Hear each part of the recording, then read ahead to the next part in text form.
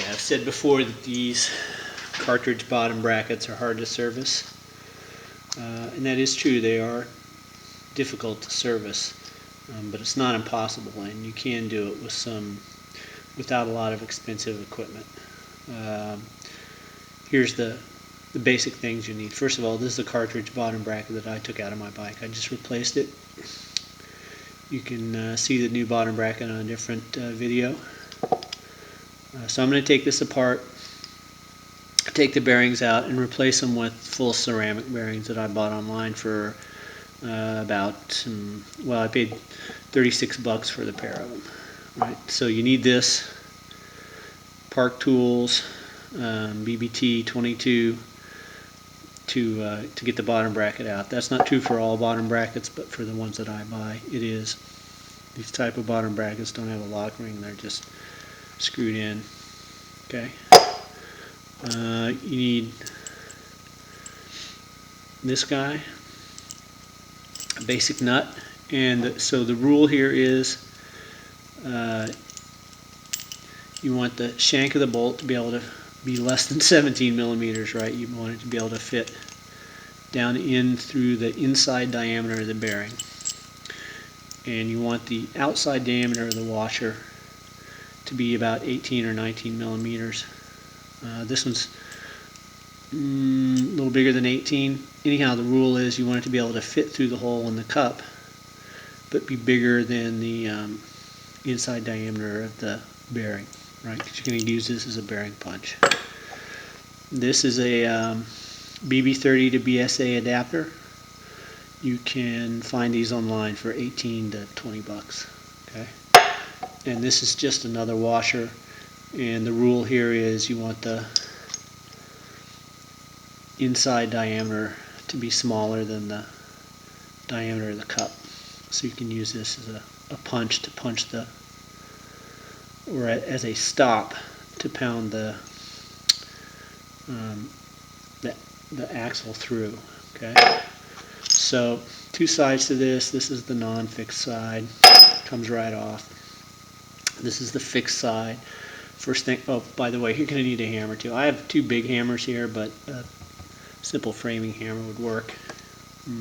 One of these is a rubber dead blow handle hammer, and the other is a regular hammer, and I don't think it really matters. A lot of people don't like to use a regular hammer because it could potentially bung up this, but actually you don't really need to hit this very hard. So, you could probably take this apart 50 times and never have to worry about causing too much damage to this. But the first thing I'm going to do is pound the axle through this, right? So then when I'm done, the bearing in there is still going to be in the fixed cup.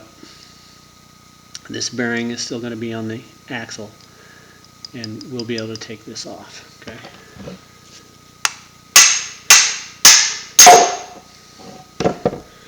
Mission accomplished. Okay, so now we have, just like I said, bearing here, bearing there. Okay.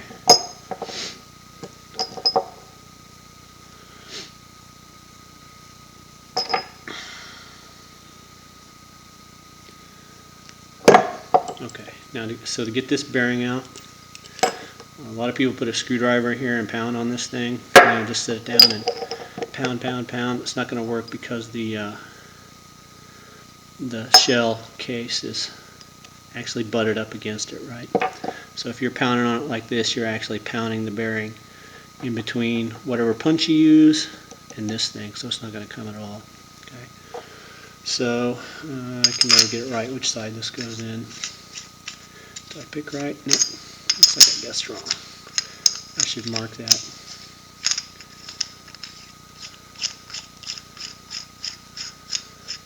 Okay, so now we have some room for it to come down. We have the bearing in there. Loosen this up.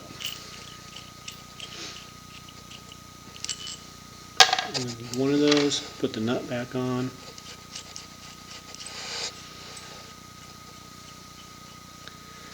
Okay, so now we have the nut there. This uses a stop. That fits exactly in there. It's bigger than the inside of the diameter of the bearing. So take your hammer.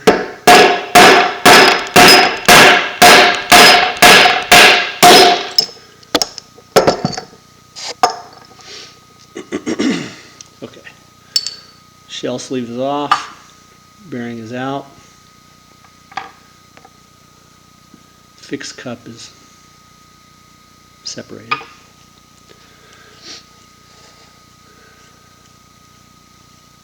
So we're getting there. Put this back together. So now, almost done. How do we get this off? That's what this is for.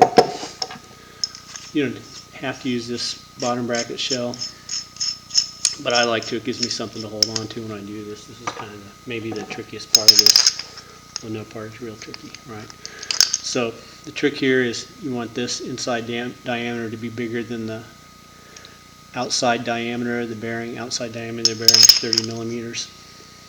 So any washer will do. And in this case, since I'm going to use this as the shell, bottom bracket shell as a stop, helps to have a washer that's bigger than this. I just happen to have these washers on hand. So actually, why do I add these? I built a wooden barbell set for my kids, and I bought a bunch of washers like these as mini fractional weight plates, right? So the inside diameter here is about 1 inch to fit over a kind of the standard inch barbell. But anyhow, you can pick these up at a hardware store. They're not very expensive. Okay, so same thing, just punch this sucker through. Let's see if I can actually do this without causing major damage to myself or the axle. There we go. Of course, it helps to put that in a vise or something, but just to demonstrate, you don't need a lot of expensive equipment, right? Bought all this stuff with the exception of the hammers. I don't know how much the hammers cost. How much can you buy a hammer for? $5? I don't know. Anyhow, this was 20 bucks and the rest of the stuff was de minimis, maybe a couple bucks. And there you go. And the nice thing about having this is you can use it to press the stuff all back together, which is what I'm going to do after I get my new bearings on here. So there you go, how to take these apart. I should add that, so these have seals on them. These are rubber seals. You can just pick those out and get inside there. And inside of here, I suspect, is some sort of bearing frame packed with grease. I'm going to take that apart and clean it out and just see if I can get these spinning better. If you can serve it, so some of these may have like a metal shield on them instead of this rubberized stuff. If that's true, I've never been able to get those off without destroying the metal shield, so be aware of that. Usually if you're taking this apart, it's to replace these bearings. You can get these bearings online for 80 to 90 cents a piece. If you get steel bearings, they're 6903 is what you want to look for.